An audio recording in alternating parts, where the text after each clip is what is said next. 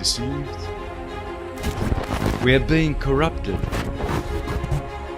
We are being infiltrated. We are being made ill. We are deprived. We are malnourished. But now is our time. Free yourself of these shackles of bondage. Open your eyes and restore your original, unconditioned, and unlimited power. The Syncretism Academy is based on direct knowledge as opposed to indoctrination.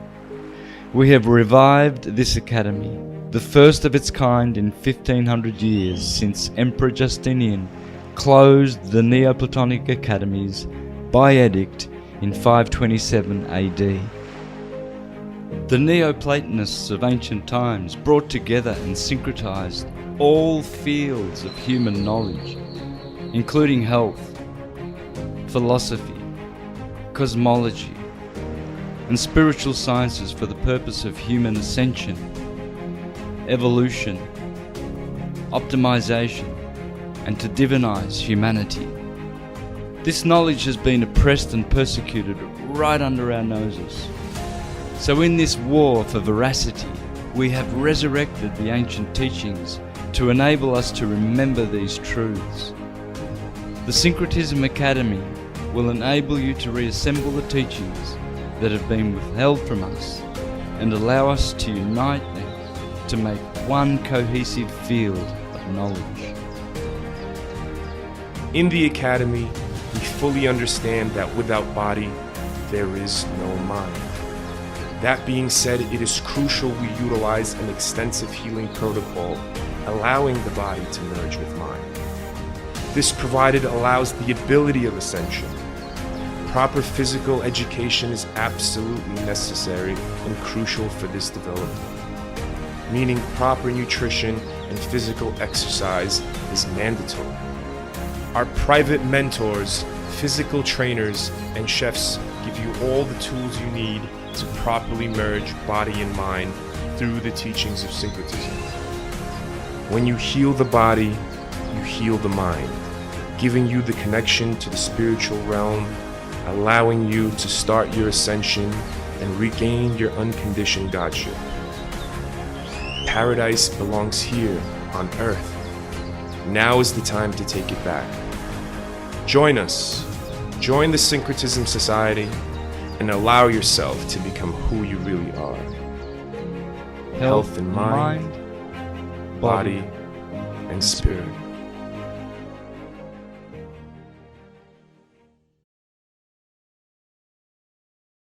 Welcome, everyone, to the Syncretism Society podcast, episode number 5. We have a very, very special guest tonight.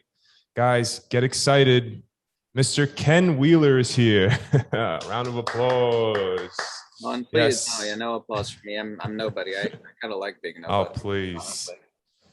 No, it's a good thing. The ancients said the most praiseworthy thing was to be Akim Kana, which basically translates as a non-person.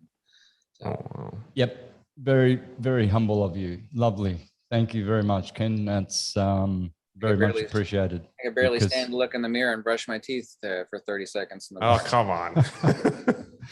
Hey, do you guys want to say something in Russian? Just quickly. Насчет чего? Не за что. It's another skучный day, I guess. Yeah, Ken is absolutely fluent in the Russian language with no accent, which is... The fat, уродливый, сумасшедший дурак. Американский сумасшедший дурак. God. We're not gonna translate that because it is not true. It is not true. No, I basically just said I'm just crazy. A crazy, yeah. And I'm saying that's American, not true. For crazy fat American. American, yeah, which is absolutely not true. So that's why there's no need for translation. I'm definitely fat. Yeah. Sit behind the computer too much. I shouldn't have moved back to Kentucky from Florida. I used to be skinnier than even Santos there when I lived in Florida. Yep. I came back. I remember I've seen videos of you. You were very, very skinny, like me. Fat or skinny, though, you can't polish a turd, so nothing I do is going to help on that front. So. Oh, well, anyway, look, I know for a fact that my followers on my channel are going to be absolutely elated Oh yeah. to have you, because I have been sharing clips from your videos for at least 6 or 7 years, and I've done tens and tens of presentations and videos where I've dropped your name and links to your videos and brought thousands and thousands of people over to your channel, because I have learned so much about magnetism and the dielectric field and the ether from you that I am in honor and in deep, deep gratitude. So I know my followers here on Mr. Astrotheology channel will be absolutely elated and very, very, very happy, because For sure. they've been telling me for years, why don't you get Ken on to talk about the ether and magnetism, etc. So today, folks, we are going to talk about what we have in common, the ether and its existence. And Ken is one who takes this subject seriously and shows with the magnetic viewing film how the ether exists, and also goes into Neoplatonism and the ancient Eastern traditions as well, and many great scientists, which I follow as well, like Eric Dollard, Walter Russell. I know you've been through his books, although you're way, way past Walter Russell. But these guys we need to tip our hats off to them as well. But I do believe that Ken is the world's leading, what I call magnetricians. I made that word up, so thank you. Magneto. So, yeah. And I just love talking about the reciprocating precessional hyperboloid torus field, which Ken says you cannot talk about torus fields unless you're talking about hyperbolas, etc. So the ether is the subject today, folks. Can we talk about Ken Wheeler's background a little bit before Sure. yeah, if you can, Ken, it'll be wonderful to hear about you and a little bit about your background, brother. I don't know. I'm an only child, I guess. I'm 48 years old, born in Florida. I've lived much of my life in Kentucky. At a very early age, I knew that my teachers, you know, I'm being very blunt and yet also too kind to them by saying that they were not wise. I mean, they were trying to indoctrinate us students with, you know, regurgitation and memorization rather than learning how to do something. As the old saying goes, teach someone how to fish rather than give them a fish, that whole paradigm. I worked for the government in various forms. I lived in Russia for nearly 4 years, back and forth several times. I went to Southeast Center for Photographic Studies, University of Kentucky for a few years, but it was a complete and total waste of my time. I mean, I hung out in the library. I learned far, far, far more there than I ever did from my foolish professors that were, you know, academicians. It was extremely disappointing and a total waste of my time. I spent 10 years of my life taking care of my wife, who was slowly dying of a giant brain tumor, you know, listening to her scream every night in the bedroom from phantom pains that couldn't be, you know, cured from all the morphine or Vicodin in the world. So I took care of her, and she was a nurse south at St. Mary's Hospital. I lived with her for a couple of years in East Bay in Emeryville, and then of course it's just too expensive to live there, and I brought her back out here to Kentucky. But my entire life I've been interested in languages, specifically ancient metaphysics, and I was taking college courses in high school. My teacher said I was, in their words, my Russian professor said I was a prodigy in learning ancient languages. So Wow. for some reason, I have some sort of gift on being able to see stuff on languages. Especially, I love ancient dead languages rather than living ones, especially deciphering secrets. And I found a lot of secrets in ancient Prakrit Pali, which is the oldest language in India. Contrary to what Indians say, it's not Sanskrit, it's Prakrit. Like Incredible. the Killer Edicts of King Ashoka, those are in Brahmi, not in Sanskrit. The oldest extant example of Sanskrit's the Saddharma Pundarika Sutra from the 3rd century CE. The old stuff in India is all Prakrit. But I love discovering those ancient secrets, both Greek and Indian. And every every Indian metaphysician always gravitates towards Greek metaphysics because nothing is known except the modality of the knower.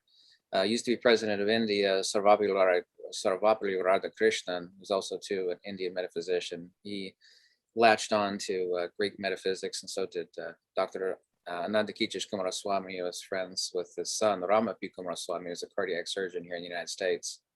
He gave me the rights to all of his father's works. His father knew 27 languages and wrote so many books and articles that long after his death, they had to publish a decent sized book just listing all the books and articles that he wrote. And even though he died in 1947, they were still publishing unpublished works of his well into the 90s. He was such a prolific author. So I'm greatly respectful to his son for having given me his father's works. He said, as long as I gave them away for free, I didn't charge for them, that I had the rights to those works. But, I'm just a perennialist and a metaphysician, and obviously that doesn't pay anything. Wisdom is its own reward. I mean, I'm not going to take anything with me when I die other than wisdom. But once in a while, I'd love to, take a day or two off or take a vacation, like visit people. But oh well. Oh. Sorry, I had too much caffeine. That went on a little too far. No. It's amazing, man. Really. Really. You just blew me away, to tell you the truth. Wow. That's wonderful.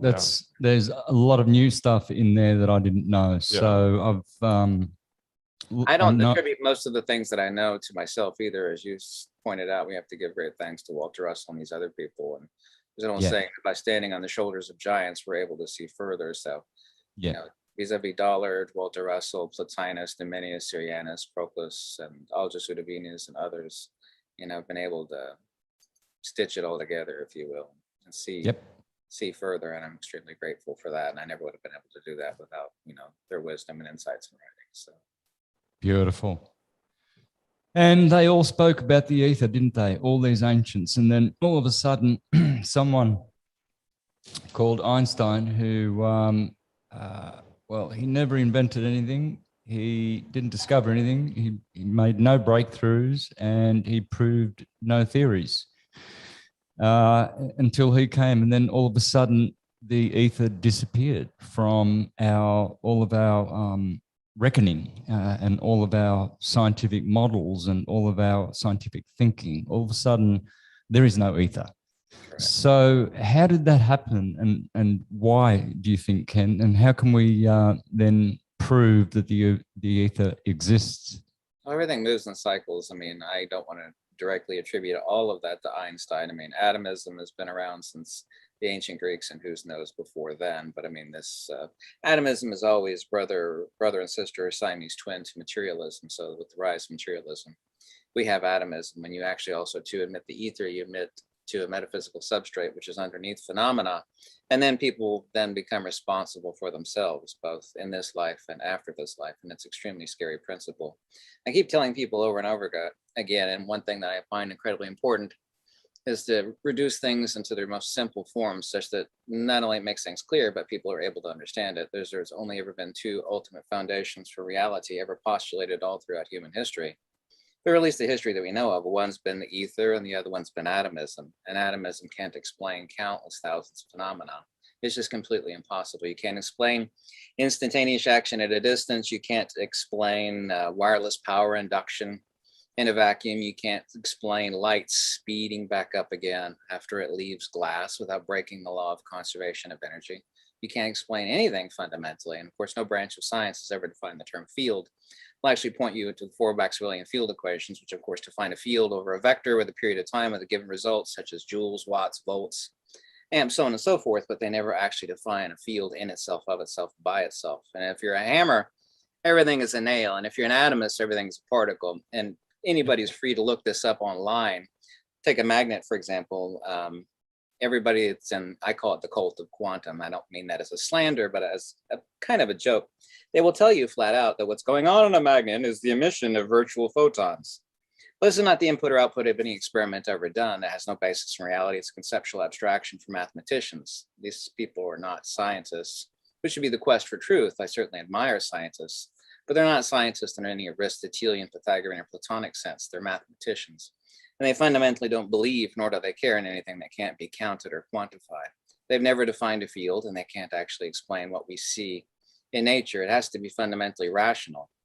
To say that these things are dualities in nature, duality implying, of course, an inherent contradiction.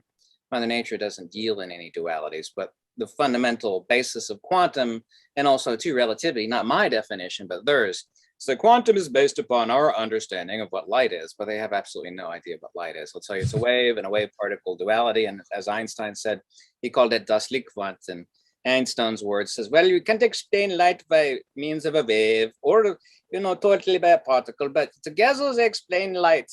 He calls it das Lichtquant, this wave particle duality. But there's no such thing as a wave. A wave is not what something is. A wave is what something does. You can't explain light by a particle. And I know where they get the particle abstractions from, the longitudinal refraction compression along the coaxial circuit that is light. So I do know where they actually get that from. That would be like someone ignorantly, making a declaration about a slap being a type of particle, which of course is ridiculous. I mean, it's an impact of the hand, for example, as a very kind of crude analogy, but these people are mathematicians. To them, like a hammer, everything's a nail. To them, everything's a particle. But there's nothing fundamentally that they can rationally explain in nature via atomism. So, right. Did I drone on too far?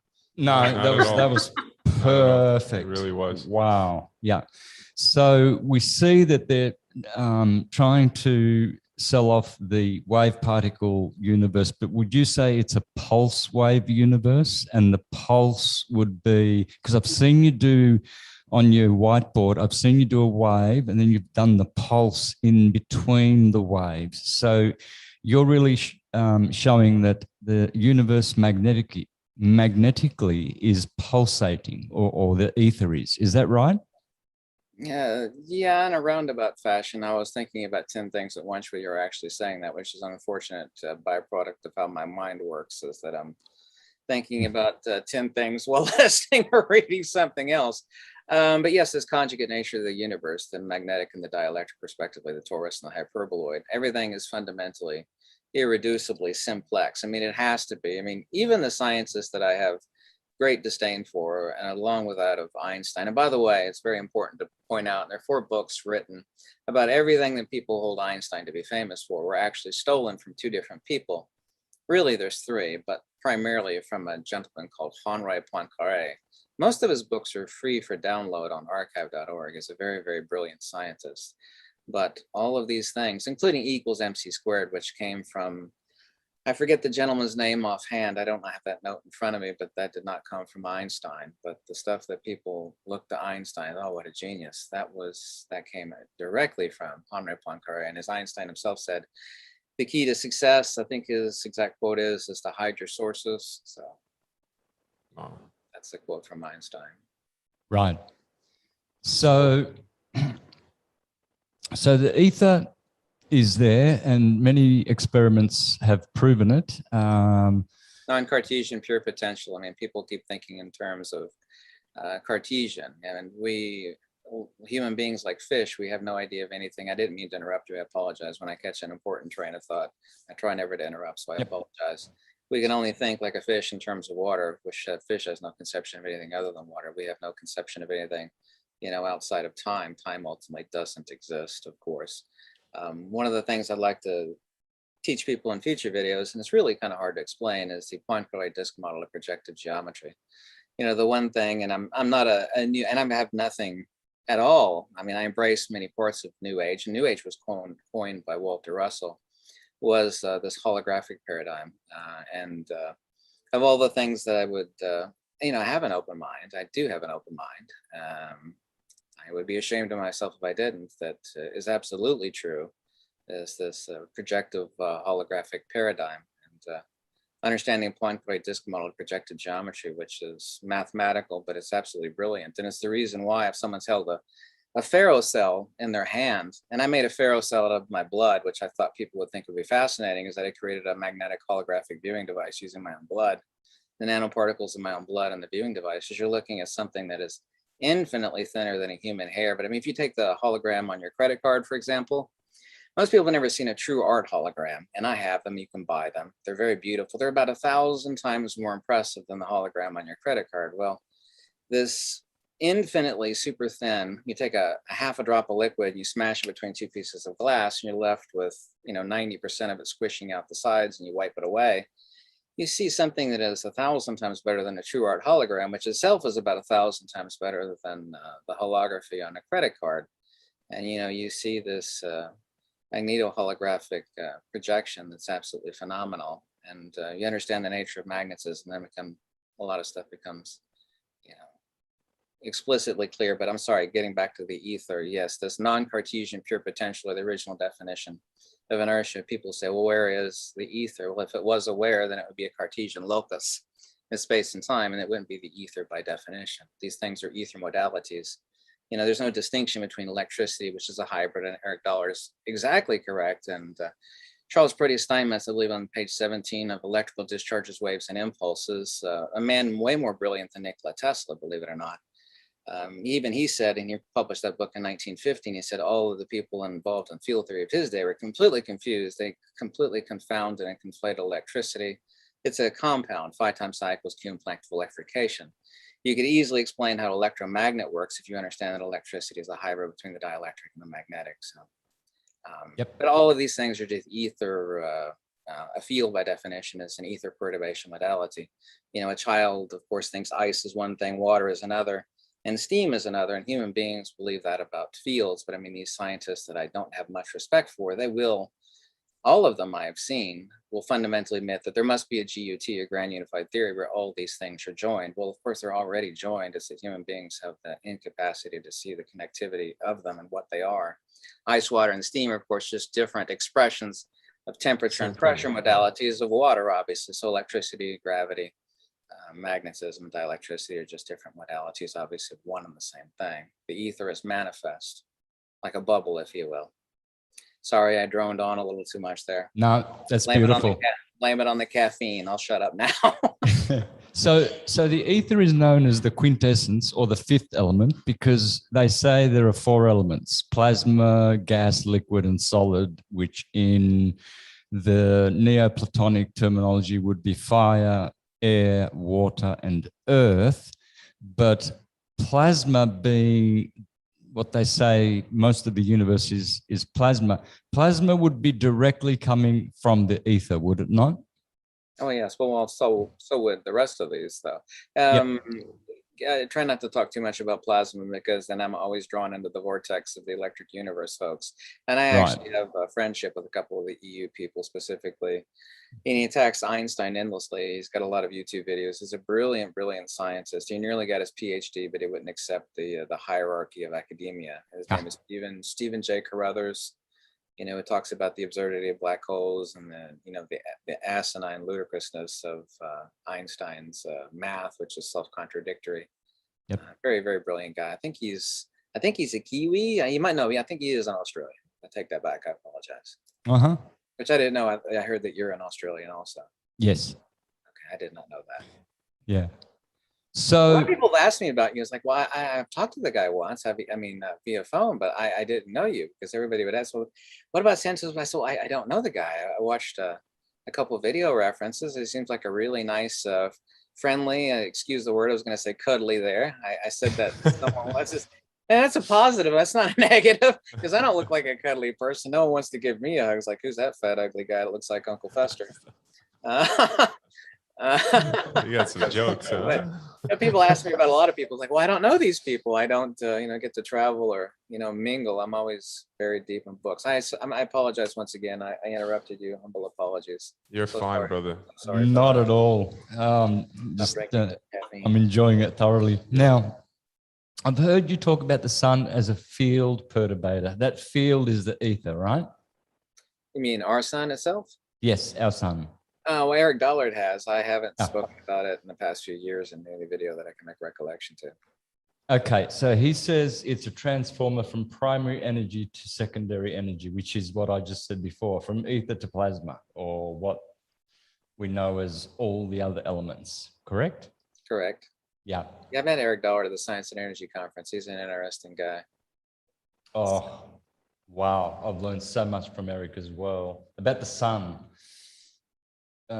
it's interesting what he says about the sun being cold, and the only arcing that occurs is in the ejections. Is that correct?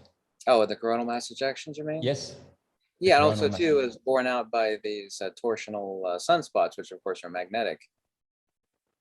Course, or dielectric, wouldn't you say? Because they're black. Yeah, but it's actually pushing away, the magnetic field is actually pushing away the light from there. They look black because the light's been greatly diminished in that particular region. So they look black, but they're not black. I mean, incredibly bright, but I mean, relative to the surrounding area, they come out black through the exposures that we give them of those particular regions. I used to be a ham radio operator and used to follow solar cycles and how the Right. propagation would change. But So- he's the expert on the sun. I do not proclaim to, done a tremendous amount of insight or brain crushing on the sun itself. He is. He was good, and they smashed all of his laboratories. I don't know how many they destroyed on him, and eventually he was living in the Mojave Desert there, I think in California, in his car for a while. It was very, very sad that such a genius was just driven out of society, really, by the men in black. I wish they were in California too. I told them to move out east here, the south, and stuff like that wouldn't happen down here. I mean, there's a lot of great stuff in California, but as far as people bothering you and destroying your stuff, that generally doesn't happen here in the south. I mean, everything's got its positive and its negatives. I love California, but I don't mean to is personal to anybody, but I don't want to live there because kind of the way things are in California. Yeah. It's crazy. So Ken, with this enormous amount of evidence proving the existence of the ether, you spoke about how scientists and physicists in this day and age, if you can't quantify it, it must not exist, right? Exactly. But I mean, these aren't just, regular Joe Schmoes. These are intellects as well. Why haven't they found the evidence to show the existence of the ether? I mean, it's out there. The proof is there. What do you think is holding them back? Well, they do admit to the ether now, but that is I'm trying to use a crude analogy here. That would be like a Satanist talking about Jesus, for example. The word, and I do mean that almost literally, it is truly an evil word. They replaced the word ether with dark matter, and by their own admission and their own words. These are not my words. These are their words. The reason why people say, what about dark matter? I hear about it all the time. In their own words, they call it dark matter dark because they don't know what it is, and they call it matter just like a hammer, everything's a nail. They think everything is matter, and that's why they call it dark matter. It has now also been called quantum foam. They love to refer to as quantum foam. They admit the ether 100% completely, but the ether truly, and some of them have written an article. We know we're talking about the ether, but we're just using euphemisms for the ether, but we can't use the word ether because nobody in academia would let us publish this because we ourselves are in academia. But if we use the word quantum foam, there's an article written exactly like this by an academician, I forget his name. But if we talk about quantum foam, then we could talk about the ether by using this euphemism. Why do you think it's such taboo to use the word ether?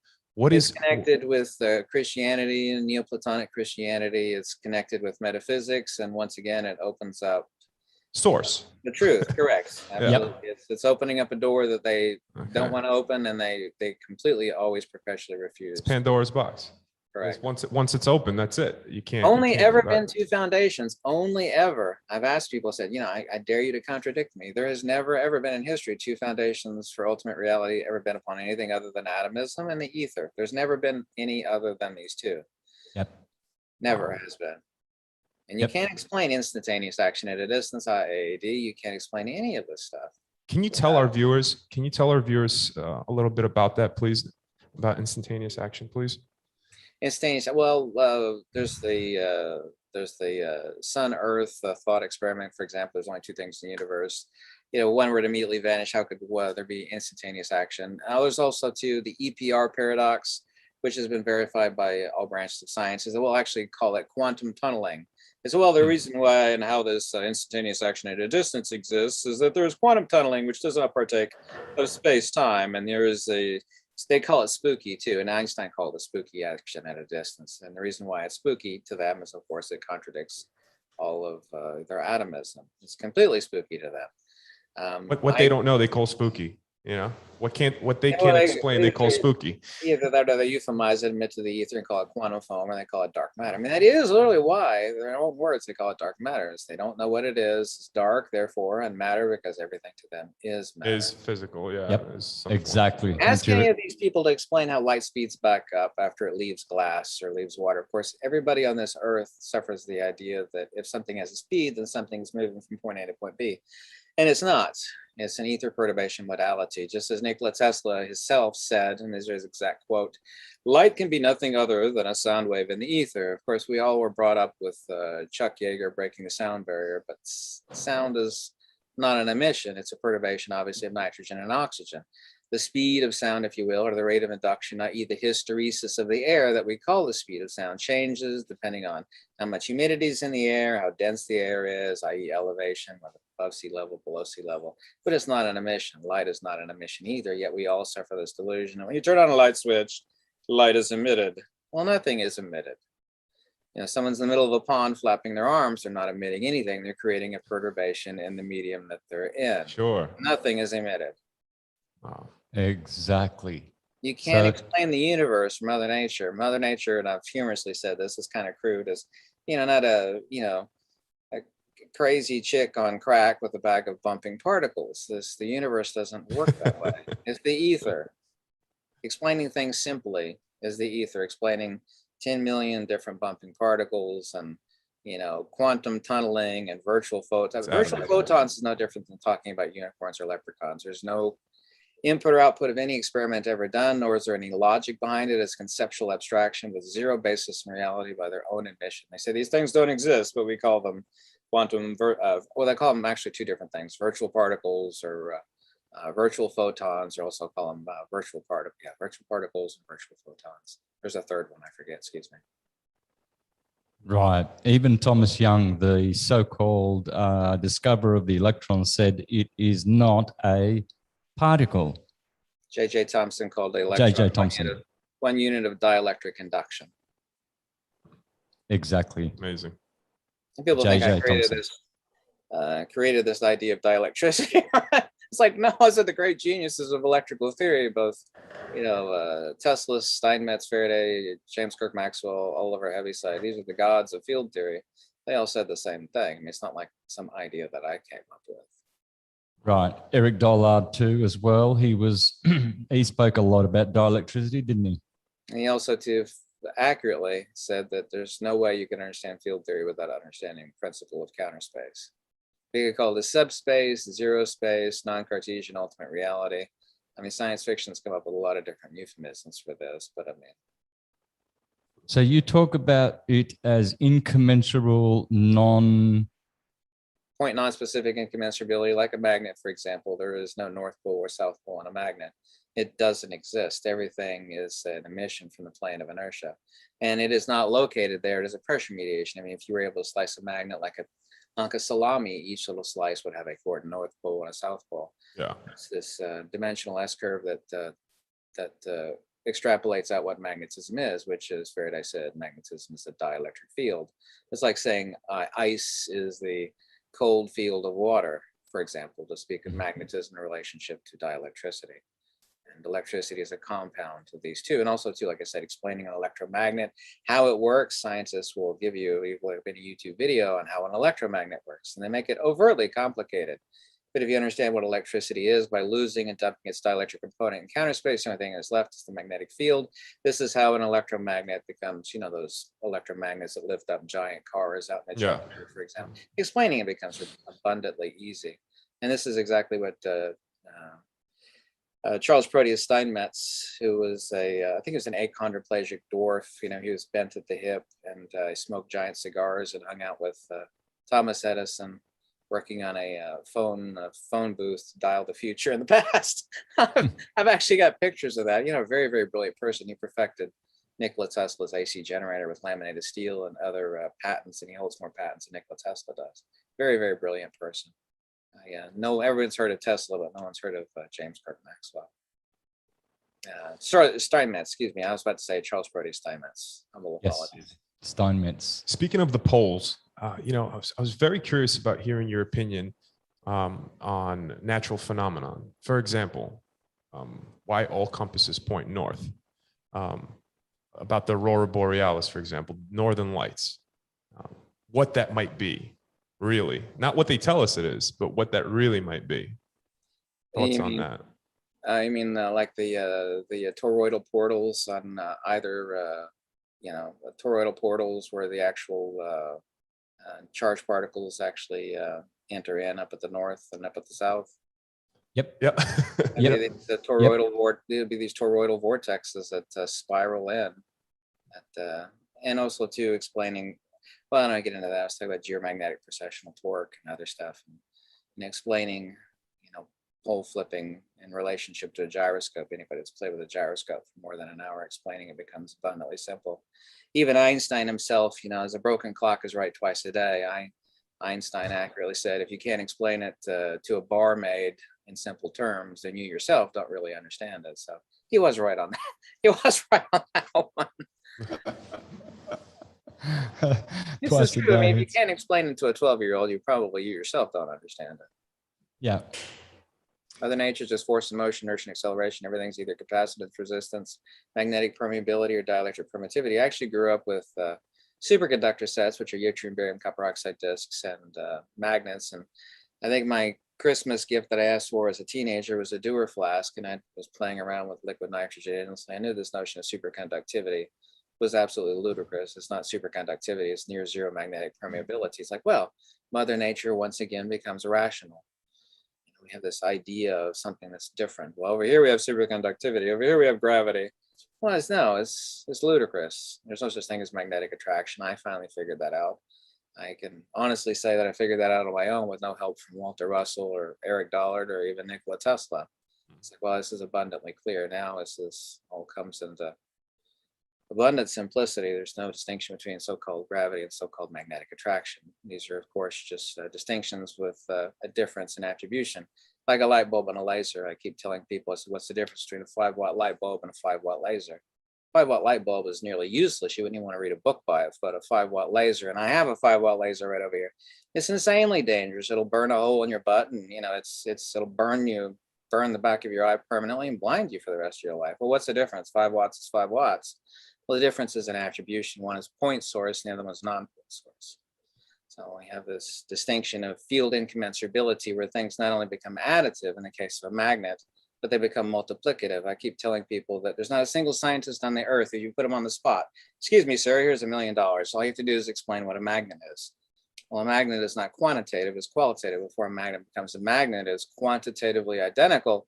And this is not my opinion, this is an undeniable fact. It is 100% quantitatively identical before it becomes a magnet as it is after. So if it's quantitatively identical before and after, then it must be therefore what defines a magnet must be qualitative. So what is the qualitative nature that therefore defines the term and the denotation of the term magnet?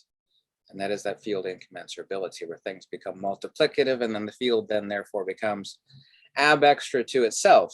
And the only way you can explain that, of course, is with the ether. You can't explain it with, these unreal abstractions like unicorns and leprechauns, which is exactly what they say, except instead of saying unicorns and leprechauns, I say, well, virtual particles. And you can look this up on a Wikipedia page, and that's in reference to Leonard Susskind, the great geniuses of quantum. What a magnet is emitting is virtual photon. They say this. This isn't, some idea that I have. And everybody should do a YouTube search, and it's very, very, it's like a 5.5-minute video. The genius of field theory and quantum, who was Richard Feynman, was a British interviewer, asks him, he said, what is this thing going on around a magnet? And he would have been smart if he said, I really don't know. I've given a lot of thoughts. Well, that would have been smart. I don't know. I keep telling people no one's ever gone looking for the answers to things that they think they already know the answer to. So anyway, he talks about an old woman slipping on the ice, and he wiggles and squirms in his chair like a frog on a hot plate. And he basically insults the guy who's honestly asking a question. And to see what, it's just too complicated for me to explain to you. Oh man, that's just ludicrous.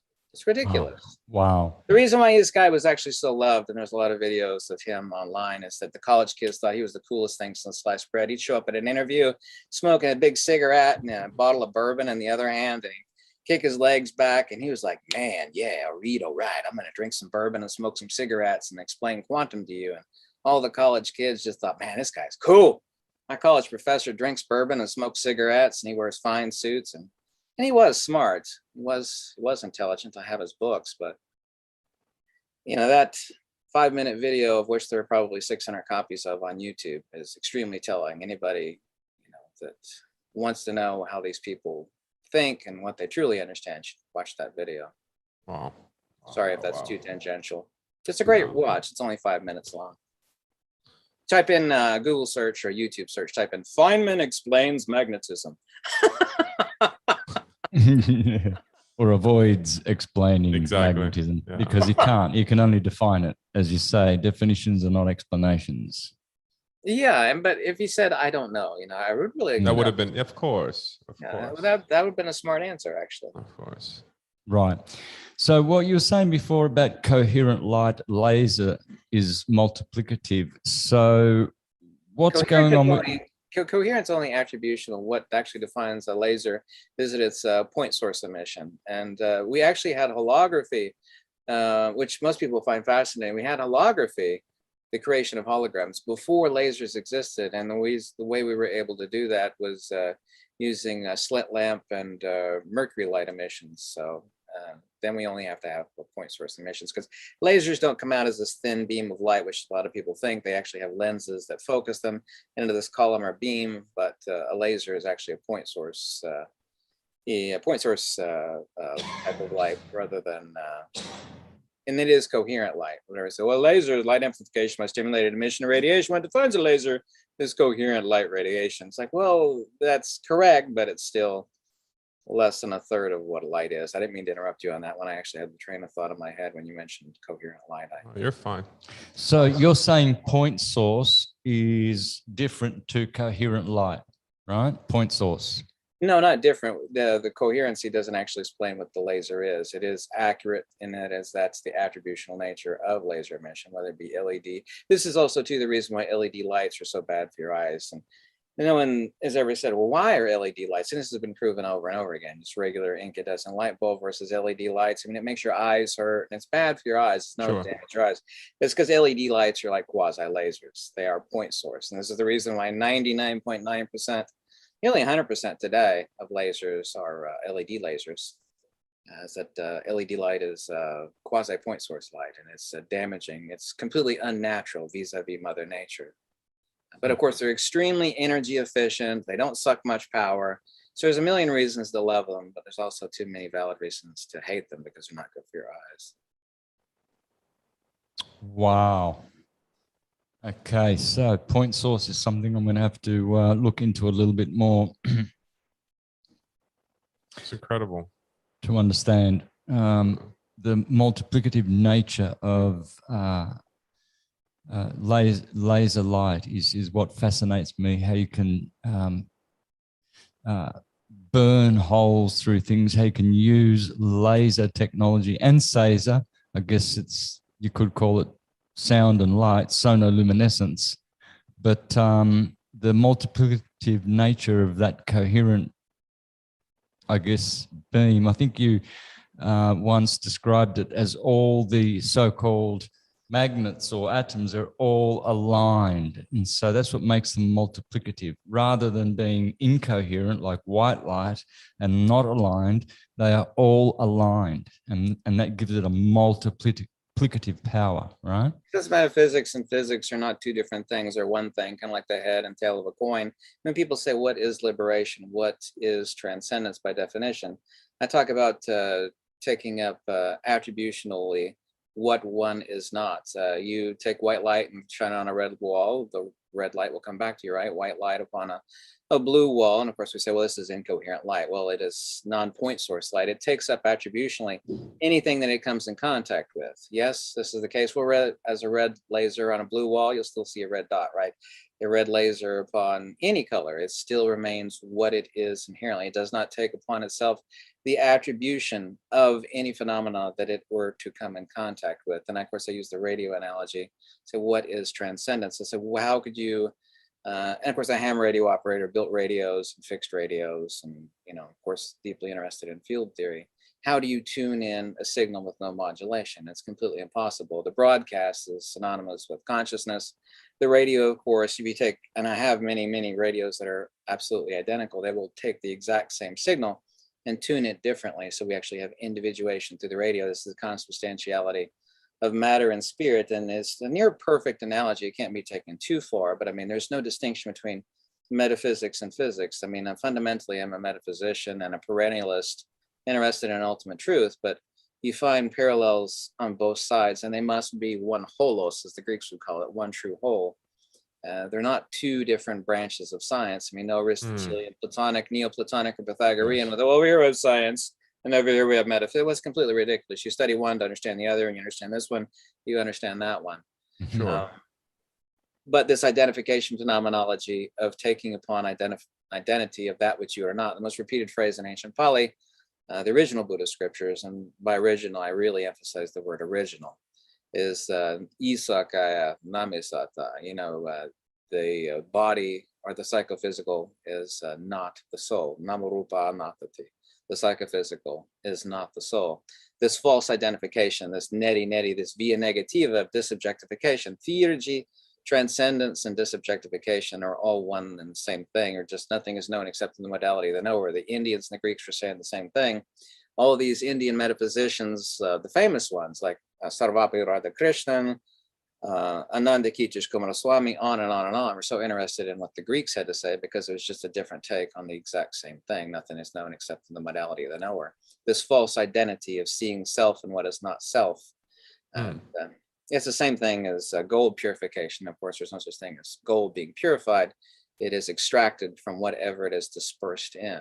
Gold, of course, is gold by definition. So when we talk about, purification or transcendence, there seems to be in the minds of many lay people this notion that, if what is truly pure is pure by definition, then how is it that I need to do anything at all? I mean, would it not be natural? And we're talking about delusion through false identity. Both the Greeks and the Indians, of course, talked about avidya, or the primordial condition, the uncaused cause of attribution. Now, of course, would be the euristos dias, the Greek called it tolma randankia, this. In the case of physics, it would be light and illumination. There's no distinction between light and illumination. Illumination, of course, is the extrinsic attribute of light. There's no such thing as illumination. We speak of illumination as that which light does, as the Christian Platonists would talk about the good, what the good is and what the good does, both being one and the same thing. And this, of course, is too the reason why the first two numbers of the Fibonacci sequence are 1 and 1, principle and attribute. Sorry, I went too far down that. No, down that line. Blowing my mind. Oh, that was beautiful. So we've got principle and attribute. So principle in this case is light, and illumination is attribute. Yeah, and avidya. Of course, we're talking about not conventional or corporeal ignorance. We're talking about transcendence, not ignorance.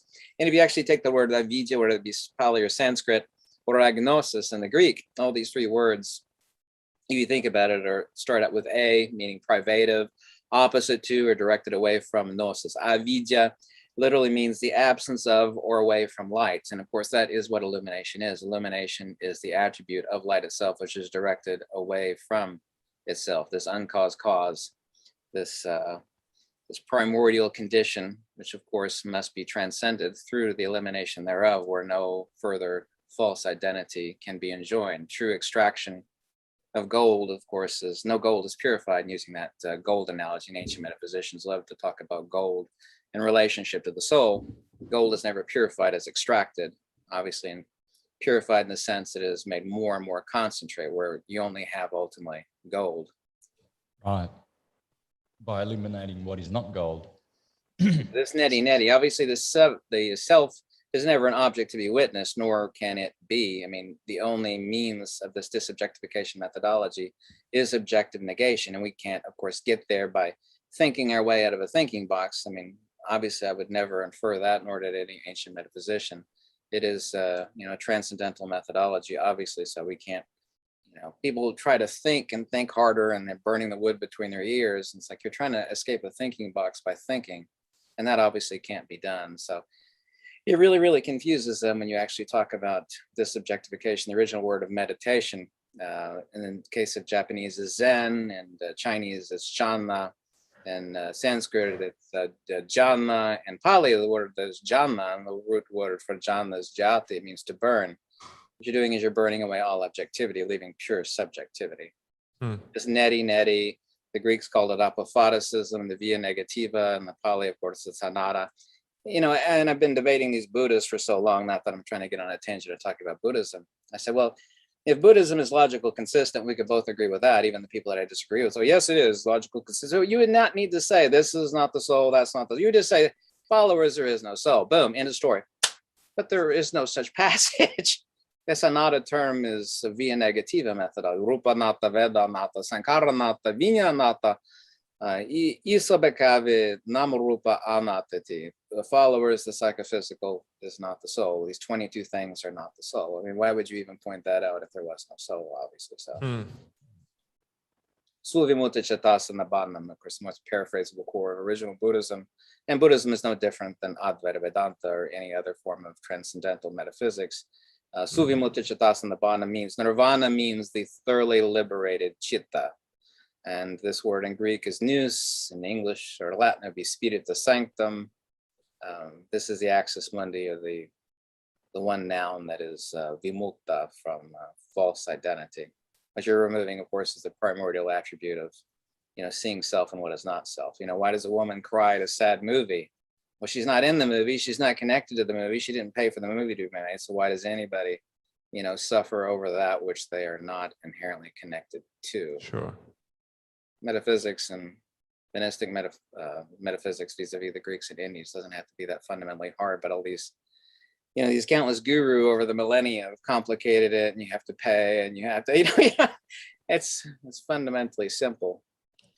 It's ironic that you have to go through all of this to see how fundamentally simple it is. Obviously, doing the methodology itself is not simple, but anyway, I digress. I apologize. So by studying or describing attributes, they are hiding the principles, and the main principle is ether, right? Correct. Why would they be doing that? If it was, yeah. Oh, you mean the atomists or Yes. The relativists? Yeah, the quantum physicists and that. Well, everything is built upon atomism. You must fundamentally deny the ether. I mean, even early on, I'm trying to remember the exact quote from Einstein. He admitted many, many times over, the ether, but it cannot fit into his. He actually reified space and time as being thing. The one thing I can tell you with 100% certainty, of course, Nikola Tesla, had a pet pigeon. He was super gentle, and he's from all accounts, from all people, he's the most gentle soul on earth. So the one time he comes closest to foaming at the mouth was talking about the notion of space. Space does not exist. Space has no properties, as Nikola Tesla famously said. It's this, it's a phantasm. And of course, that space is the after effect of a divergent magnetic field. Space does not exist at all. And I mean that literally. Nikola Tesla himself said that. And of course, all of relativity is based upon the reification of space and time. Time doesn't exist either. Every ancient culture, everyone, and this is the reason why 4 is such a bad word, an ominous word in Chinese, Japanese, means death. Every ancient culture said time is the number 4, and the only number missing in the Fibonacci sequence, the first 5 digits, is the number 4, 1, 1, 2, 3, 5, 1, 1, 2, 3, 5. Time doesn't exist. It is a measure of magnitudes. Wow. There's a neat little book that you could download, and I digitized all the works of Dr. Ananda Kishish Kumaraswamy. It's a brilliant book called Time and Eternity, where you could read about every ancient culture's explanation of time. And I don't mean like Joe Schmo's explanation. I mean the real wise, brilliant masters of metaphysics. And they all agree time does not exist. It is a measure. It's not a thing itself. Space has no properties. So we're talking about unicorns and leprechauns that relativity has reified. When you remove the ether, you have to create this other construct upon which the foundation of relativity must be based, and it's based upon space-time, curved space-time. Well, you can't curve space-time, and it's ridiculous.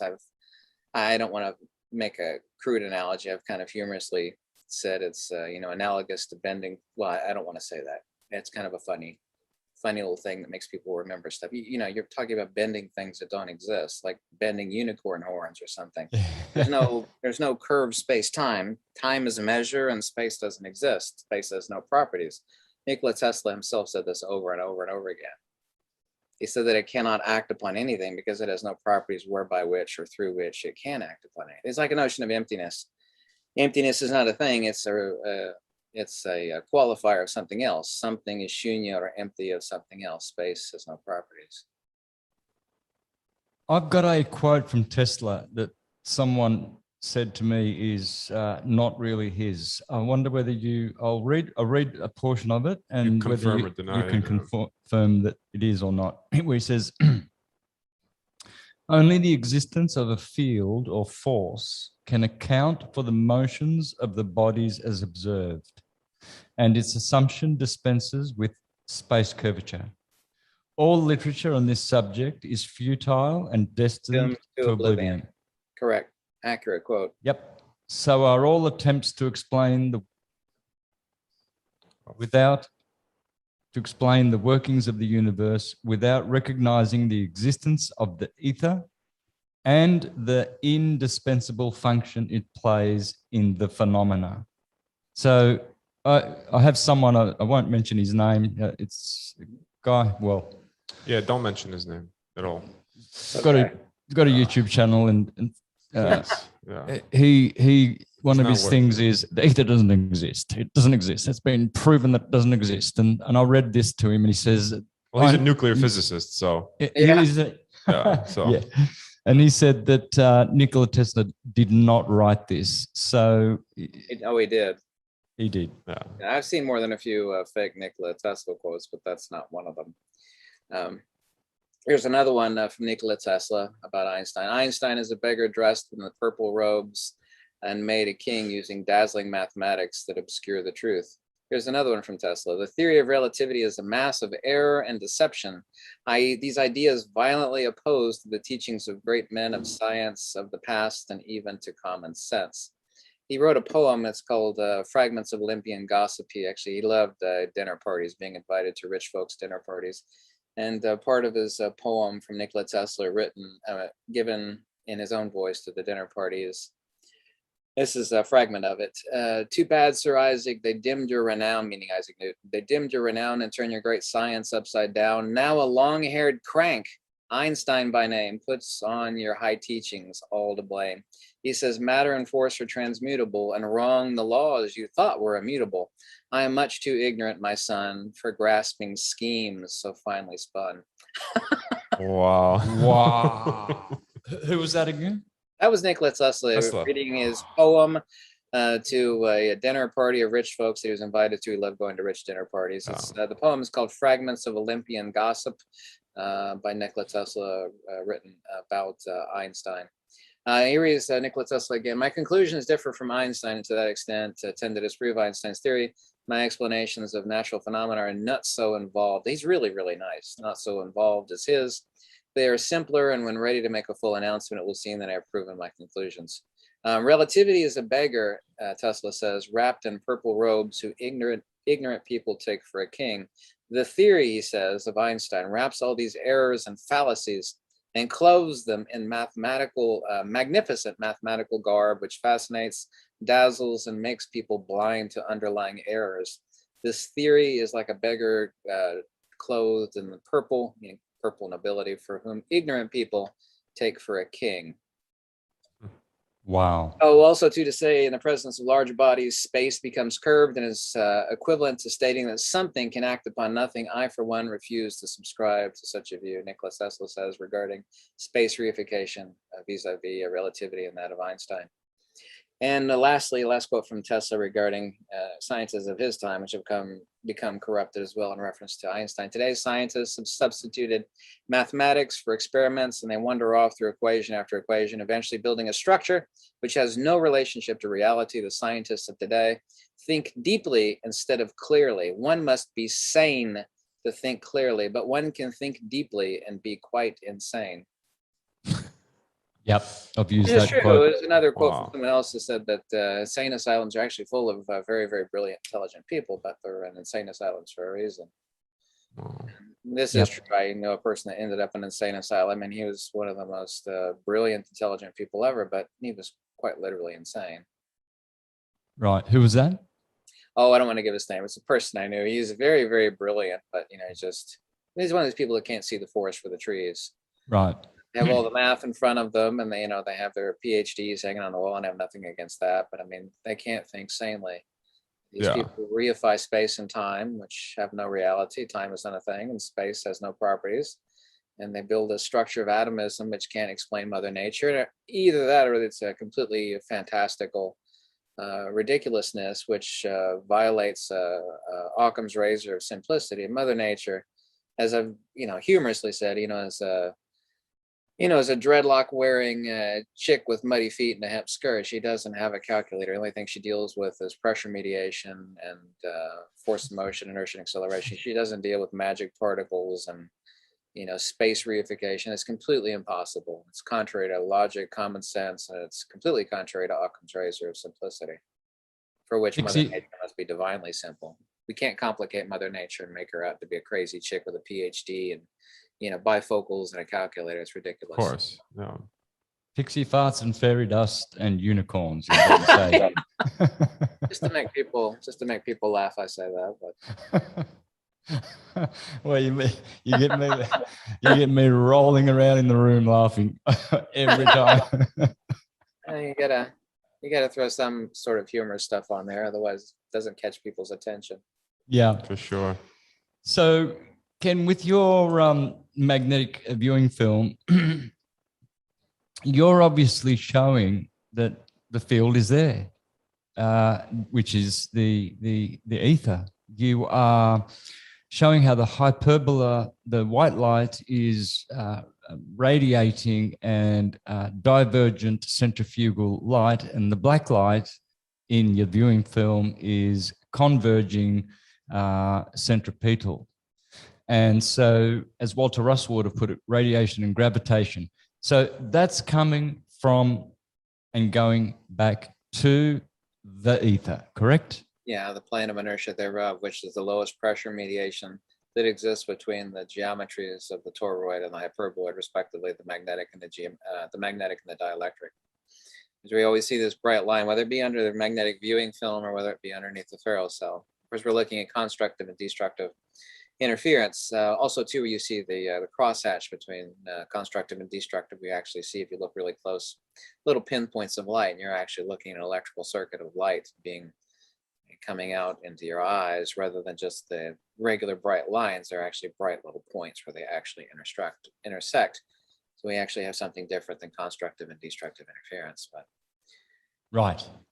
The black it's light the and the conjugate white. geometry of the universe, just like the yin and the yang. I mean, that is the conjugate geometry of the universe, and everything we see from macro to micro.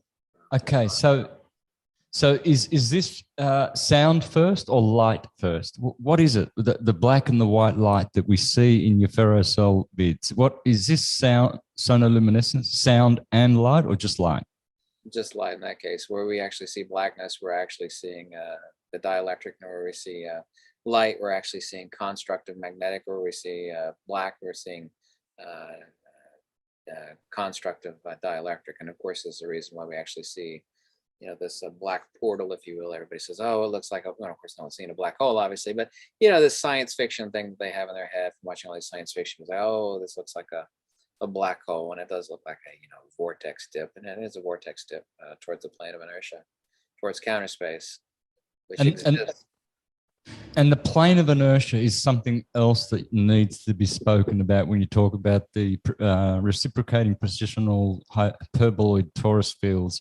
You have to understand the plane of inertia. I heard you once say in the video that is the only place where matter can exist. Is that correct? Also, too, where most life exists. I mean, actually, I recently made a video about the plane of inertia. Discussing that one's not so easy. The idea in my head is blatantly easy, but explaining it is not so easy. But the plane of inertia is that low pressure point, the rest point, kind of like the eye of a hurricane, where everything, and I've been in a couple of hurricanes, and it's like, wow, everything's calm, and you go outside, and, you just got done blowing around, you think you're going to die, and you look up and the sky is blue and everything is peaceful and calm. and you have this temperate zone where life and birth and everything, comes to be born, just like the vortex of our navel. I mean, everything in life that we experience and that we're born out of is, some vortex, opening or chasm that we either experience life through, or feed ourselves, or are born or procreate through. So we have this null pressure point between the vortex ends, if you will. And by using ends, and we're talking about polarity, a magnet doesn't actually have poles, it has the inverse of counter space, the inverse of the dielectric. This manifests this holographic paradigm, this toroidal projection, which is wholly unreal because the magnetic is unreal. And I could actually get, and that's even far more difficult to talk about, the Poincaré disk model of projective geometry, which Henri Poincaré came up with, and it's extremely brilliant, and it actually explains ultimate reality, but he did not know that at the time. And of course, that's the same person that Einstein stole much of his stuff from, Henri Poincaré. Talking about the Poincaré disk model of projective geometry, people can find some really neat diagrams of that, where you actually have the plane of inertia manifesting this false, unreal, holographic, field around itself. And of course, that's what magnetism is, the dielectric field. If you actually think about energy or inertia in relationship to the dielectric, I was trying to make a simple analogy that people think power is an atomic explosion. No, I mean, an atomic explosion, of course, is the impotency of power. Power, would, of course, would be that softball-sized lump of fissionable uranium or plutonium. We actually have pure potential. Of course, that is Cartesian. It has a lump, it has mass, and so on and so forth. But inertia in counter space is pure. And Walter Russell explains this far more brilliantly than I ever could. And he was a brilliant expositor upon this fact, where we actually have energy is manifesting, this dimensional projection. And that is necessitatively, and the Greeks had this brilliant word, ananke. It roughly translates as necessity, but what it really means, that word is, and I've got a book over there, it's 352 pages trying to explain one ancient Greek word, or the word ananke. What it actually means is it can't exist any other way. So how, by the attributional nature of the dielectric, or to the agathon in Greek, or the ether, do we actually explain that loss of that energy or inertia? How can it necessitatively manifest? And it manifests through that three-dimensional projective form away from the plane of inertia, which is the rest point between the magnetic and the dielectric. And of course, that was my discovery, and it's the reason why I have it tattooed here on the inside of my right wrist, 1/5 to the power of -3, which is an expression. And I could exposit on that for many countless hours and bore everybody to the death of pointing and wanting to commit suicide. I would bore people to death talking about it for 5 or 6 hours. But Oh, gee, that's funny. No. So great, and you do a lot. I laugh when you say if photons existed as particles, you'd have to wipe them from your camera at the end of the day, because you're into photography as well. yeah, you have to shake them out of your camera. I asked you people to understand, or try to explain to themselves, think about it. Why is it the higher the power of the light, the smaller the space? And that, of course, is a brilliant expositor of not only the ether, but also, too, of counter space. This is the reason why gamma radiation is so dangerous. Gamma radiation is just nothing other than high energy light. I made a prediction several years ago, and it's one thing I wrestled with, and it was so blatantly simple. I mean, I should have even told myself, because I knew better, because Mother Nature is so simple. The reconciliation, that's been a problem too for eons, many thousands of years, is that you can reduce a lot of stuff in nature very simply, but then you're left with this problem, and it's not really a problem. Over here you have light, and over here you have matter, and since everything is connected, how do you reconcile these two things as one thing? And I kind of humorously called it hard lights. And I just kind of had a philosophical revelation about 2 years ago, and I made a video about it. I said that fundamental particle, all scientists, by the way, admit that a free neutron after 17 minutes becomes a proton. Well, that's the case. Well, electrons have already been dismissed. Nikola Tesla, Dollard, Heaviside, and the rest of these people said there's no such thing as a charge-carrying particle. There's no such thing as an electron. That's a conceptual abstraction. Electron, of course, is just one unit of dielectric conduction. So we've eliminated out the electron. All free neutrons become protons. So a neutron is obviously, therefore, an abstraction of a proton. So there's only one fundamental particle. Then, therefore, once again, how do you reconcile light and matter? And I kind of said humorously that it's hard lights. And recently, and I've got a few links to it, where scientists use magnetic fields and ultra high energy lasers, and they were actually able to produce matter from super high energy light. Of course, we see these galactic jets emitting trillions and trillions of tons of hydrogen. So reconciliation of light and matter is not a reconciliation. So several magnitudes above that of gamma radiation, we actually have the fundamental building block of matter, which is just super high energy light. I ask people too, you know, and of course this explains and backs up the ether. It doesn't back up atomism. Why is it that the higher the capacitance, the smaller the space? Gamma radiation, for example, is something to the order of, I don't know how many millions of times smaller and volume than that of infrared light, for example. I mean, infrared light, I mean, we could sit there and bathe underneath it for, you know, nearly forever and not be injured, but gamma radiation is going to immediately break apart our DNA and, you know, very, very quickly kill us. And yet its volume is infinitely less than that of infrared. I said, well, explain to yourself, why is it Mother Nature is opposite to how human thinks? Mother Nature's box, if you will, the smaller the space, the higher the capacitance. We have this idea that a larger box can hold more stuff, but in Mother Nature's field, the smaller the space, the higher the capacitance. And the reason for that is that capacitance comes from counter space. It is opposite to how human beings think. Well, a smaller box holds less, therefore, if it holds less, it's less powerful. No, it's completely, well, that's true in human ideation, but Mother Nature's capacitance is exactly the opposite. And the reason for that is that the smaller the space, the higher the capacitance. Anything that is spatial, by definition, is therefore magnetic, and it has less potency, because magnetism is the manifestation of the loss of that energy or inertia, i.e. The ether. Sorry if I bored you to death. I droned on too far on that. No, that's beautiful. Music to my ears. So I've got so many things though. I want to go back to things that you've said. For instance, so the neutron would, in a simple model of an atom, would a neutron be the plane of inertia? In the case of an atom? Yeah. Well, like we're talking about hydrogen, where we just have one proton and one assumed electron, which is not an electron at all. I mean, any atom is just an electrostatic dynamo. I mean, every scientist is accurate when they will tell you, and you're probably taught this in school like I was, is that every atom is 99.99999% empty space. It's like a super giant beach ball the size of the earth, and you know, the nucleus is like a softball somewhere at the middle. It's like, well, what's making up the volume of every atom in picometers? I mean, it's just an electrostatic dynamo. But the plane of inertia in that case would be, you know, the nexus between, well, in the case of hydrogen, we only actually have one particle. Right. I don't actually ever deny that particles exist. Actually attacking, and I've told people this endlessly, I said attacking, and say, well, I'll say, what about atoms? I said, well, attacking atomism is an attack on the principle, the fundamental philosophy behind atomism. It's not an attack, you know, saying that, you know, the particles don't exist. They do. But ultimately they're reconciled as nothing other than ultra high energy constructs of light. And of course, every scientist will also too fundamentally agree that every element is just a multiplicative compound of hydrogen. I mean, they will all admit that. I mean, helium is a compounded version of hydrogen, and so is every other element. So getting down to irreducible simplicity, you know, matter is just nothing other than ultra high energy light. There's no need to reconcile light and matter. I mean, Mother Nature, if she could scream at us, would say, you know, you stupid, fat, tattooed, bald monkey, you don't have to reconcile light and matter, because matter is light.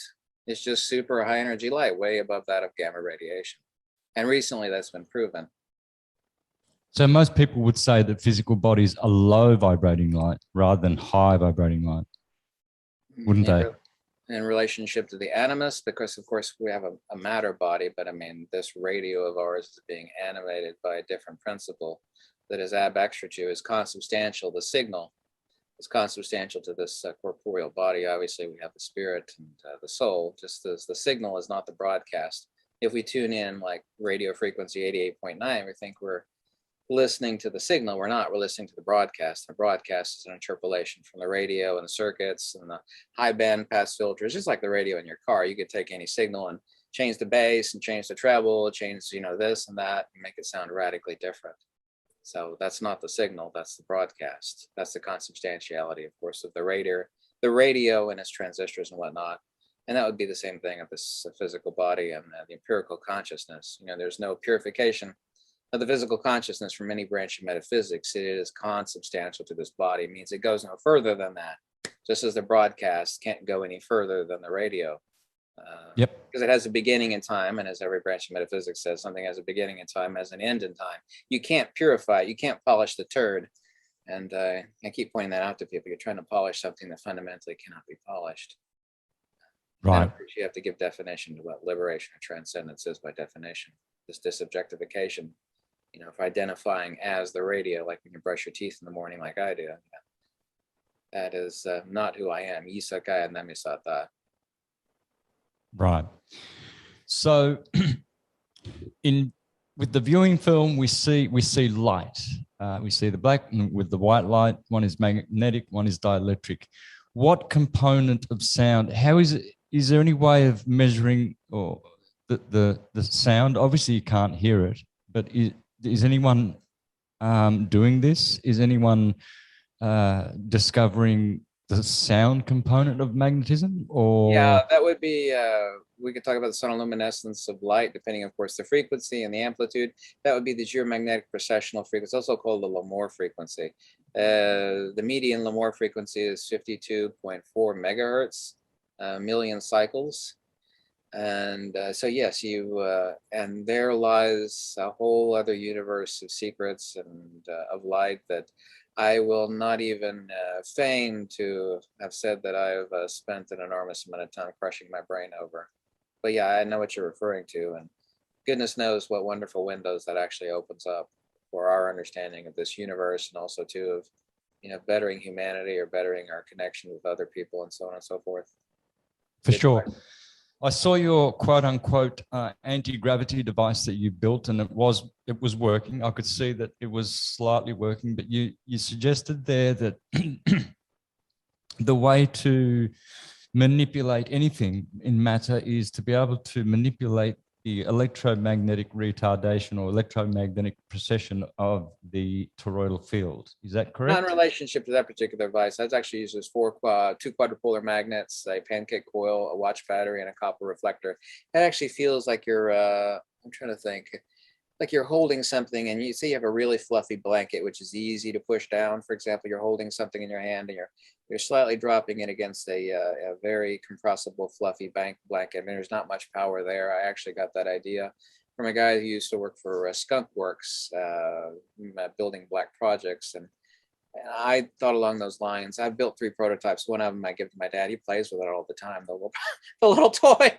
Little toy. I only have a few more of those quadrupolar magnets left, but it is fun to play with. But no, in relationship to EMR, electromagnetic retardation, that was in reference to GPS satellite correction, for example, which I've been asked about a lot. So, well, this proves warp space-time because we actually have correction of that. But no, not on electromagnetic retardation, not in relationship to that particular, or to any, that little prototype. I didn't make any connection there.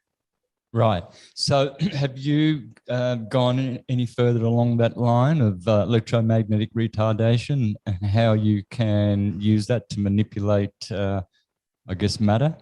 Only in thought experiments, and also to researching the stuff of Dr. Oleg Jefamenko. Is the only guy that I know that he secretly, because he was academician, 2 PhDs, highly regarded, but he had to be really careful about attacking Einstein. But he attacks Einstein. You know how the British are very, very good at insulting the hell out of you so skillfully that you almost think that they complimented you, but they didn't compliment you. They just totally tore you apart. And he was really, I wished he was still alive, really, really good at that. No, other than researching his works and having thought experiments on that, I have not. But right. He heinously attacks Einstein, just heinously, but he does it so skillfully that he escapes the ire of his other fellow. Of course, he's not alive anymore, but escapes the ire of his other academicians. Yep. Consider Einstein a cult head. I mean, he's like, going to the Catholic Church and, slandering Mary Mother. Mary Mother. It's just you don't do that. It's not possible. That's right. Saint Einstein is a couple of books called him. Yep. Just how he's treated. Yep. Absolutely, a cult hero, and is deceived many people. Unfortunately. Pardon me that? I'm sorry. He's deceived many people, unfortunately, so led them along the wrong path, and many have now no knowledge at all of the ether, which is, to me, it's just insanity, absolute insanity, because you're denying half of reality. You're denying the causal half, really, aren't you? You are, and also too that, like I said, that opens up doors, but it opens up good doors. But it opens up the, if you're kind of fundamentally evil by nature, and I don't mean explicitly evil, but evil in mind, that it opens up a reality you do not want to admit to. It just it. But look at humanity. I mean, we're de-evolving. I tell people, as a former ham radio operator, I can call it myself at least an expert on field theory. That if people had even the slightest hint, could see for a half a day the countless millions of frequencies that we're bombarded with, and how we're just our brains. And there's a proof that this is true. There's a few places like this in the world. There's a hotel deep in a cave, and I think it's like a 2-story hotel. I forget the name. It was one in Kentucky, and there's one in New Mexico. You have to make reservations like a year in advance. It's very, very deep in the cave. People make this reservation, they wait a year to spend the night in a hotel, and it's very deep, and you're basically free of all this EMR that bombards our tissues every microsecond to insanity. And people think they're seeing ghosts. The place isn't haunted. The people are hallucinating. What they're doing is, for the first time, kind of like the people that leave Plato's caves and they could see the sun, scares the hell out of them. They want to go back down to the deep hole, back into Plato's cave analogously. People get scared as hell when they finally try to spend the night. They can't sleep. They're hallucinating. But what they're actually doing is they're actually experiencing what our ancestors were when they were. And I think Native Americans said that we would reach the end of humanity when human beings would start rejoicing in and consuming poison. Look at me. I mean, the fat guy covered in tattoos, who eats microwave. I freely admit, unfortunately, being so time pressed that I'm eating microwave food here and there. We're consuming poisons, we're bombarding our bodies with poisons. But one poison that people don't seem to recognize is this, just endless billions of frequencies passing through our body every microsecond. Anyway, I was trying to use that as an example of what it would be like to be free of that. These people never spend a night in this hotel in the deepest cave because it freaks them out, and they leave, they get frightened. But that's how our ancestors, had clarity and can see things. And I don't know, I'm just completely convinced that, not saying that we're de-evolving in a civilization, which we are, but I can't put all that blame on ourselves because we're degenerate materialists and, doing things, which we are. But some of that has to be attributable to how we're all collectively poisoning ourselves. In other words, we are to blame for, our own situations and the things that we do wrong that's wrongly pointed. But some of that blame, whatever percentage that is, has to be directed at, what we're collectively doing to each other, and, just destroying our bodies and bombarding ourselves with this filth. Speaking of frequencies, I was wondering about your view on, well, let's start with this. There's a company called Synergy Sciences that we work with. They basically have this proprietary liquid that they make. Obviously, we don't understand the workings of it, but basically what they say is it looks like an Arizona can. I don't know if you're familiar with them. Yeah. Yeah. So this proprietary liquid that they have put together in a lab, there's been many studies that they have done in Germany, apparently, in a few different labs, that shows that it creates a toroidal field around this Arizona can, right? This liquid does, and it releases electrons that actually prevent so not the frequency from passing through you, but the radiation within the frequency and EMFs. Yes. So I was wondering about your thoughts. So, and if I could go a little further, you just spoke about electrons and how they don't exist, right? Did I understand you correctly? Well, the principle does exist, obviously. The principle. But it's not, that would be like me inventing a slap particle. We all know what a slap is. Well, there's no such thing as a slap particle. It's energy transference, and it manifests like feeling, something already hits you. I mean, as a crude analogy. So no, I mean. Yeah. So I'm just trying to understand, we have a lot of therapeutic techniques that we do over here within the Syncretism Academy. And one of them is being grounded. There's a lot of research behind it. I'm sure you're very aware of that. That if I could even pull it up quickly, I could even read exactly. I wonder how the device works. I mean, a Faraday cage Well, works as well. yeah. Before I even get into the device, I just want to see what your thoughts about being physically grounded to the earth. And I would completely agree with that. I mean, when I'm at my cabin, I go barefoot. I don't care if my feet get muddy. My grandfather, and I've told this people in live stream many times, there is at least 1,000 what we call esoteric, and I say esoteric like this, videos that I love to make that I can't make. I mean, my grandfather taught me how to do dowsing. Dowsing, if you know how to do it, it works. People say, and also too, I've talked about Ouija boards, and if you're super scientific, and I'm using that as an insult. Well, there's a piece, Parker Brothers, a modern Ouija board. And I made a video recently about a talisman. Well, there's just a piece of cardboard with, ABC, XYZ, I need a piece of plastic. So that's exactly what it is. It's a talisman. Yeah. I say, when my grandfather taught me how to dowse, you could use sticks, you could use copper rods. I mean, that's all they are, but that's not the point.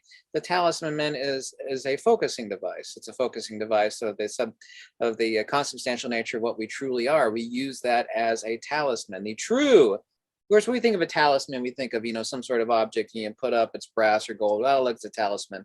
But you got it hanging from the rear view mirror.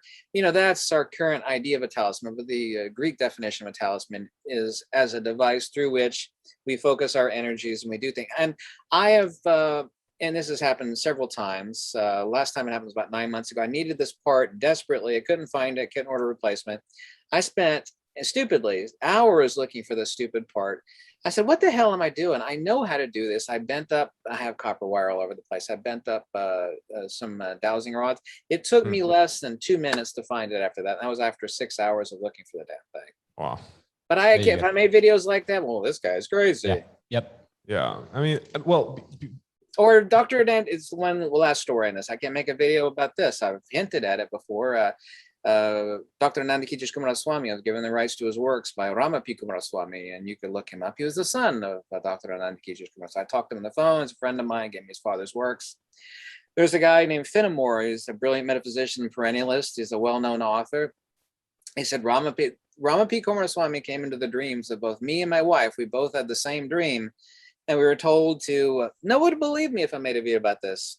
We both had the same dream that we're supposed to look for this guy. We have no idea what his name is. They're referring to me. We eventually went out to dinner and met. He doesn't live too far away from me, and he had no idea that I lived close to him. But anyway, they were both given this dream to look for this person that's talking about his father and meet him. And that was me. And, no one would ever believe a video like that. Even if I were to watch it, because well, this guy's kind of nutty. Yeah. But there's research being done behind it. I mean, Santos, this, right? They doing a lot of research with the ground. It reduces inflammation, cardiovascular disease. It helps with cardiovascular issues, muscle damage, with chronic pain, the mood, stimulates kidney function. There is research behind this. So I'm just curious about your thoughts. When you are grounded, and if it's not electrons, right, like they say it is it the ether? The electrostatic field that we actually have that's also too visible with Kirlian photography. I wanted to get heavily into Kirlian photography. So the problem is it's heavy equipment intensive, but also too these cryptochromes. That if I told somebody that you could stay awake, unfortunately, for 3 days by hovering your head over a giant monster magnet, because I used to experiment with, and I still have it in my hallway there, buried deep in the closet, this giant, super expensive $1,000 monster magnet. It affects the cryptochromes in your eyes. I mean, you feel elevated, like you've had a bunch of caffeine, but there's no side effects. It will keep you awake. It'll keep you lit for 2 or 3 days. And it affects the cryptochromes in your eyes. You can also too feel that field. It's absolutely fascinating. Insane. And if you take a powerful magnet, you can actually feel it on the tips of your toe, on the tips of your nose, and on your lips. Also too, right around your wrist. And people say, well, this doesn't make any sense. Well, I made a holographic magnetic viewing device by, cutting myself open purposely, squirting out some blood and making a holographic viewing device, because that's all ferrofluid is nanoparticles of iron actually suspended in a surfactant. And that's all this iron in your blood is. And nobody believed me years ago when I started talking about the stuff like, hey, the books that Rawls and Davis made about magnetic exposure, is real. I mean, I wished I was told stuff like that in high school or college. You could radically affect crops, radically affect, like if you have a pain in your side, of course, whether you use the North Pole or the magnet of the South Pole, there's some things you don't want to grow, like a tumor, for example. So you need to know what you're doing. But everybody that's actually duplicated that experiment, it's like, you're right, I didn't believe you. All these thousands of people say that, you know, you could radically affect plant growth, how fast they grow. Amazing. I've done the alfalfa seed experiment, at least 100 times. I mean, the North Pole exposed seeds, they grow poorly. Tons of seeds die. They don't actually germinate when they actually reach to fruition, when you're supposed to eat the sprouts, which is after 7 days. They smell bad. They taste bad. They look bad. They're watery. The South Pole exposed alfalfa sprouts, they're healthy. They're hearty. They smell great. They taste great. They're crunchy. There's fewer seed death. I've done that experiment literally over and over and over again until I'm just ready to puke. Wow. There's some guy in Colorado saying he's growing magic weed. It's like, well, good for you. Give me his number, please. So I've seen your experiments with seeds, and apparently the South Pole is blue shift, and that's healthier than the North Pole red shift. Is that correct? Yeah, for water, yeah, it's actually a temporal displacement at a ratio of 1 to 5, 1 on the North Pole and 1.618 on the South Pole. You'll also too see that, and I've got hundreds of examples of that, of the light that's actually red shifted and blue shifted. That's how birds navigate. We know that we navigate via magnetism, but they don't see magnetism. They don't see magnetic fields. So how are they actually navigating? And whether they're colorblind or not makes no distinction. They can actually see the phase disparity. They know whether they're turned towards the north or turned towards the south. So, but water is a polar molecule. I mean, this is not my opinion. It's a fact. And also too, water is, and I have that same geometry tattooed right here on the back of my hand, the Pythagorean, the only perfect, this is not my opinion, these are the words of the Pythagoreans, and who knows before them, the only perfect incommensurable geometry in the entire universe is that 108, 36, 36 isosceles triangle, which in triplicate, if you actually duplicate it 3 times, makes up the Pythagorean pentagram. That's also too the geometry of water. And the incommensurability of the field geometry of water, people say we're carbon-based life forms. Like, no, we're water-based, and without water, we're just a pile of dust. And that water analogously in the radio broadcast metaphor, which you can't take too far, but is nearly perfect, is the antenna, if you will, for conscious to manifest within the psychophysical body. And of course, we're polluting our own water with countless things that we do and do wrong, and we all know what those are. But I think that's the reason for a lot of current human, I don't want to use the word insanity, but that is a very, very important point you made there about water and carbon and the difference there, Ken. My mind's going all over the place with that one. We could do a whole show on that, I reckon. Hydrogen is so important, isn't it? Hydrogen, yeah. As the building block of all matter. Yeah. And then oxygen, that incommensurability, and also too of the oxygen and hydrogen, that specific geometry that sits at. But what is it that makes that and there's also millions of YouTube videos and countless books written on water being almost magical. And of course, it is the basis of life, but it has a lot of really strange properties that no scientist has been able to explain. And they haven't been able to explain for many valid reasons, because it is not quantitative of the water itself, it's qualitative of the actual geometry of the water. And what is it about the geometry of the water which makes life possible? No branch of science is ever going to explain that. It's like looking, a scientist goes looking in a body for the soul. There's no soul in the body. There's no signal in the radio. There's no little people inside the TV. And then the idiot scientist steps outside of his own house and looks in the window and says, nobody lives there. Yeah, for sure. See, that's also, like I like to talk about, especially when me and you were talking about it, the hard problem of consciousness. I mean, it's obviously your consciousness is not located within the brain. I mean, that's a given. You know that you're not developing and having that experience within the brain. It's almost as if there's this outside field and you're this antenna and it's coming within it like a frequency. I was wondering about that, actually, to ask you about this.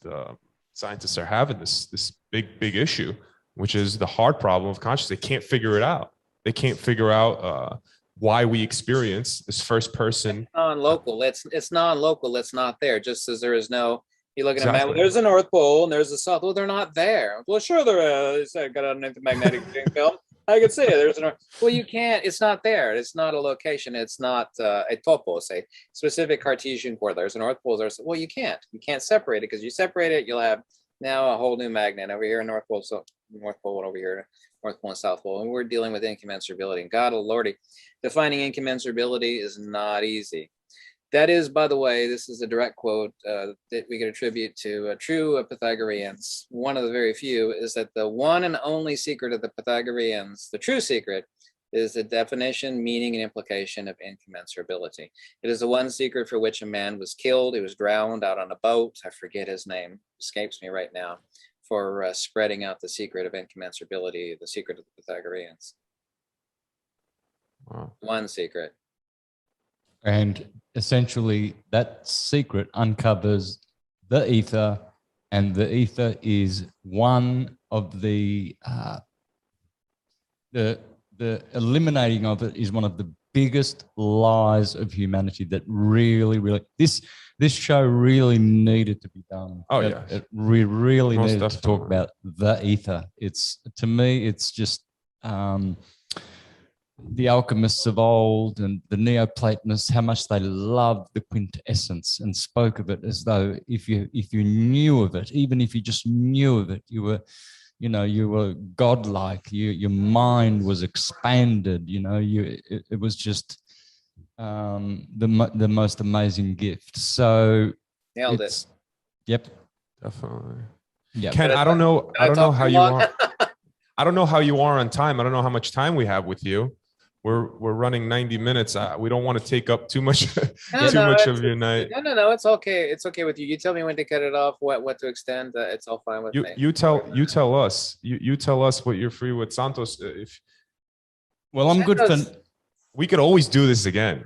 We would love to have you back, Ken. You really are a superstar in our eyes, and I mean, we would really love a part two. Oh, this video is going to get hundreds of thousands of hits on my channel. I know.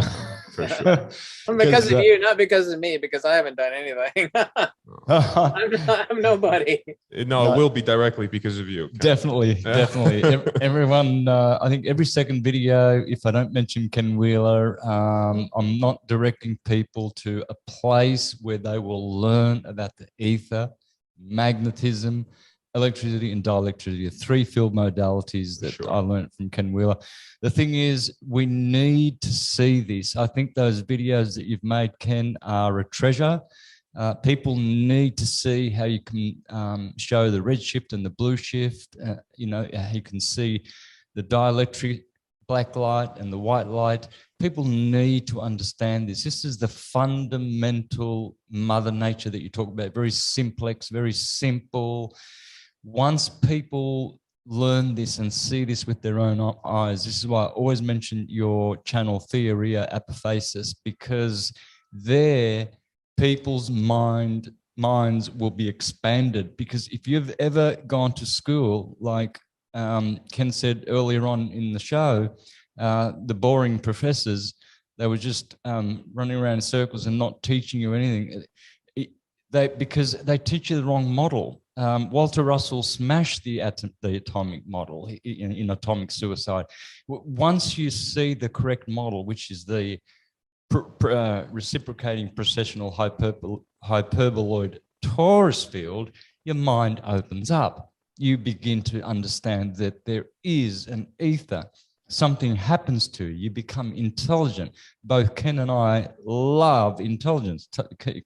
Ken holds it as one of the great principles, including love and truth, of course. But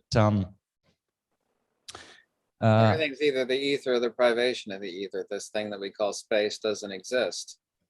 Quote Nikola Tesla once again, space has no properties. Nikola Tesla specifically said that space is not a thing. We can't reify it as some sort of monster that does things or acts upon things. The ancient Indians talked about the rope snake metaphor. Back then, of course, there was no cure for a snake bite. And of course, people would wander out in the night, to use the bathroom, if you will, and they would see a piece of rope. And some people literally died thinking they were frightened to death. An old person with a heart attack, for example.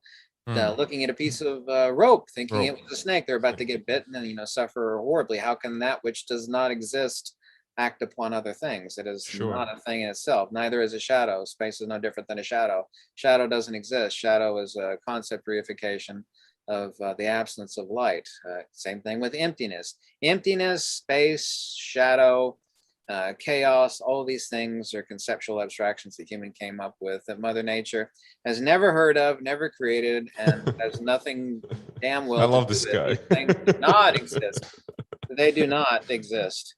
If we say unicorn, every person on earth has an immediate mental image of a unicorn, but we all damn well know it doesn't exist. Of And course. it's great for science fiction movies. The same thing is true of space and emptiness and waves. Oh Lord, scientists love nothing better than to talk about waves. And if you ask them what a field is, you can offer them $1 million, and I'll be really, really brief now. They can never tell you what a field is. What they will No. say if you press them.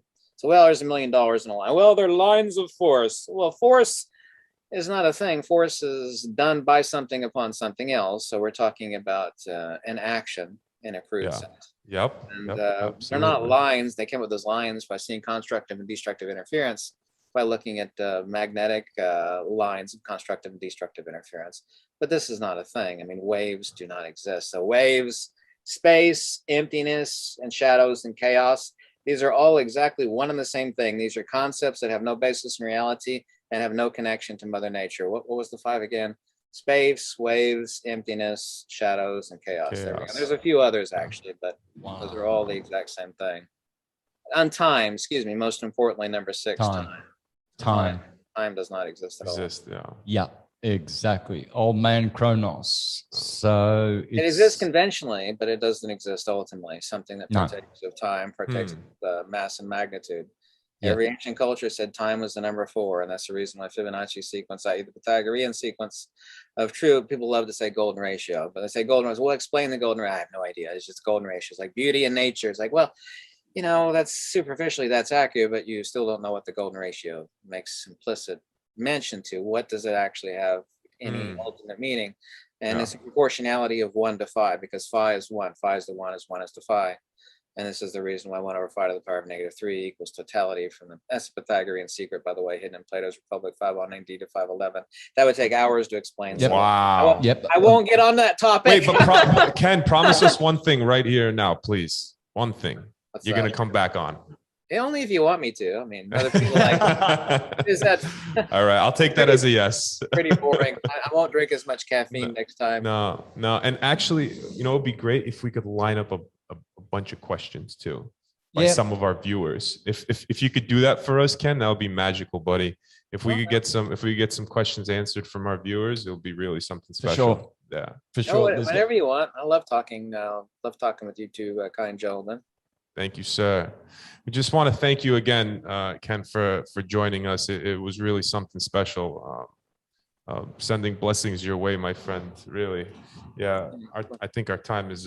yeah, especially for me. That's what I just have to say for my viewers that they will know how significant this interview Oh yeah.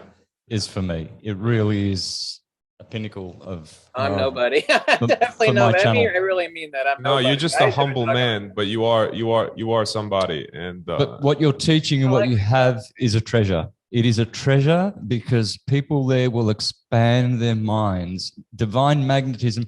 Sri Yukteswar, over 100 years ago in the book, The Holy Science, he called magnetism divine magnetism. So we're dealing with divinity. We're dealing with something that is more than us. When you go to school, they reduce you to the atomic theory so that you get Yeah. blocked. Sure. You know, they tell you that gold is different to nitrogen, is different to sodium, but Walter Russell explained that these are they're all different frequencies. Yeah, Frequencies of the same harmonic intervals of one and the exact same thing.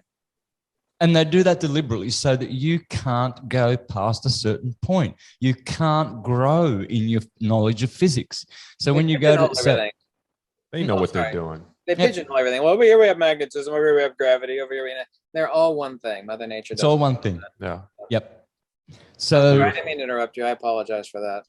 not at all. No, So you're- folks, go on over to Theoria Apophasis and check out all the toroidal field videos that Ken has put out. It's just an amazing encyclopedia of knowledge and wisdom, ancient wisdom, and you see with your own eyes. You know, Yes. the field is there. The ether exists. Yes. And that's how we will finish our show. If you want some last words there, Ken. Большое спасибо, увидимся. Красавчик. That was Russian. That was Russian for thank you It very was. much. Yeah. That was Russian He's for you really thank are you. amazing, buddy. Really, really. Russian Thank is- you all for joining us. And stay tuned for episode 6. Bye for now. Thank you. Thanks. Thank you. Bye-bye.